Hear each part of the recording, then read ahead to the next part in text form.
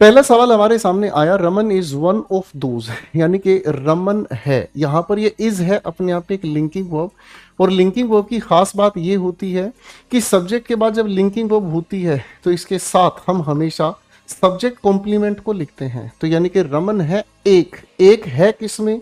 अब यहां आपको एक पॉइंट और याद रखना है मेरे बच्चों, वन ऑफ के बाद हमेशा प्लूरल काउंटेबल नाउन हमें चाहिए। तो वन ऑफ के बाद दोज, दोज अपने आप में डिटर्मिनर है प्लूरल के लिए, और ये लिखा प्लूरल हमारे सामने सन्स, और सन्स से पहले ये एडजेक्टिव है, तो ग्रेट सन्स ऑफ इंडिया। ठीक है, यहां तक कोई दिक्कत नहीं है।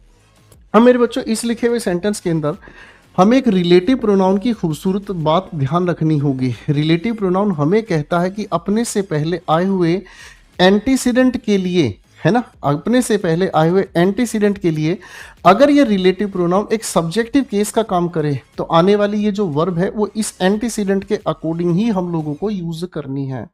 तो मेरे बच्चों इन तीनों पॉइंट्स को हम अगर देखने का काम करते हैं तो हु रिलेट कर रहा है ग्रेट सन्स ऑफ इंडिया को। अब ग्रेट सन्स ऑफ इंडिया के हिसाब से तो बातचीत प्लूरल की तरफ चली गई, तो प्लूरल होने की वजह से यहां हैज नहीं, हमें हैव लगाना पड़ेगा। अर्निड एवर लास्टिंग, इन्होंने कमाया क्या, एवर लास्टिंग फेम। फेम अपने आप में नाउन है, और ये नाउन से ठीक पहले आया हुआ एक एडजेक्टिव है जिसे हम प्रेजेंट पार्टिसिपल का जिरंड कहने का काम करेंगे।